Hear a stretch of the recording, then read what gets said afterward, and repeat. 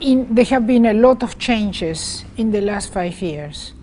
And the United Nations IPCC came up with a fifth assessment report, which says that on page 191, that the world now needs to remove the CO2 from the air, the atmosphere, not just to decrease to decrease carbon emissions. In other words, decreasing carbon emissions is still needed, but it's not sufficient. Now we need to remove the carbon that is already in the atmosphere to prevent catastrophic climate change, according to the IPCC Fifth Assessment Report. I used to be the lead author of the IPCC for the United States. And because of that, I knew this was coming. And 5 years ago, in the year 2010, we created a company called Global Thermostat. And I co-invented with Professor Peter Eisenberger the technology that removes carbon from air. This is the leading carbon removal from air company in the world, the most advanced. We have built already 2 plants that are operating in the Stanford Research Institute in Silicon Valley in California. And they are like small buildings, 15 feet by 10 feet by 40 feet high. And they can remove thousands of tons of CO2 per year. Our next 2 plants are going to be 10,000 tons a year in Israel to take CO2 from a power plant and provide it for desalinating water, which is a very important activity in Israel and also soon in the United States. In addition, we're building another commercial plant, and our investor, NRG, is the leading power plant company in the United States. They are the leading independent power producer in the United States, and we have closed an agreement with them in the month of February. And they have a number of plants that are subject to the regulation that the EPA has now ratified by the Supreme Court. All of this is part of a plan to essentially do what the world needs, which is to remove carbon from air. And our next plans, in addition to the 16 patents we already have, which are valid in 140 nations, is to introduce something I proposed after I worked at the Kyoto Protocol, creating the carbon market, which I designed and wrote into the protocol. Now we're trying to create the Green Power Fund that will be part of the carbon market.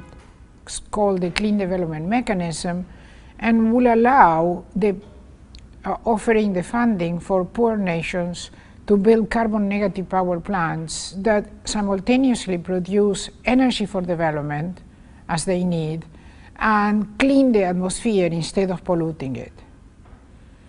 The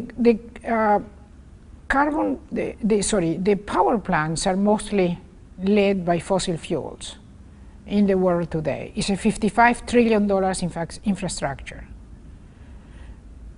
There is a very small proportion that is less than 1%, which is solar, for example, or renewable. But the great majority is fossil. These plants emit approximately 50% of all the emissions that humans create.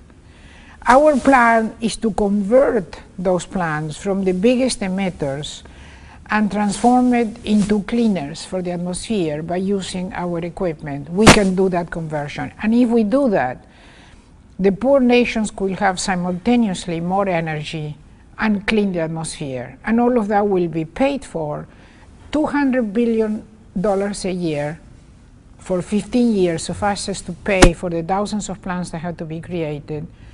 We can do it as part of the carbon market, Clean Development Mechanism, the carbon market, which I wrote and designed into the Kyoto Protocol and is now spread out to 4 continents. Our technology can be added to existing power plants, but power plants are needed by poor nations. They have none, they have very few. And therefore they won't have to transform existing ones because they have very few. What they need is new power plants. With our system, they can be funded for building new power plants that allow more development from the carbon market funding, which reached $250 billion in the year 2011.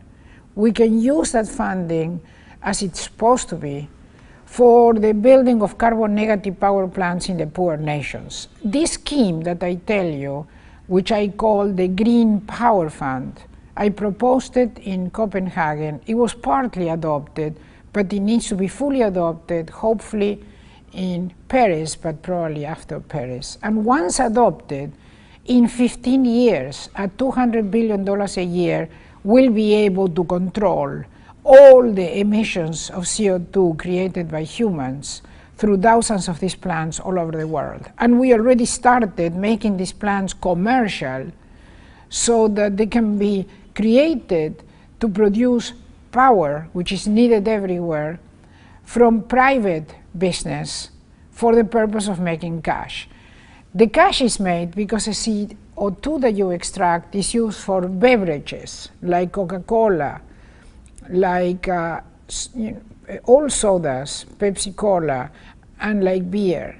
It can be used for the production of dry ice that is used by McDonald's. It can be used by greenhouses to enhance the productivity of food.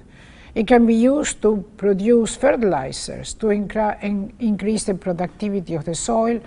And our technology can be used to produce CO2 that we take from air and is eventually used to produce synthetic gasoline, which replaces completely gasoline, doesn't require any new infrastructure, can run on existing cars, and it cleans the atmosphere because it's produced from the carbon that you take from air.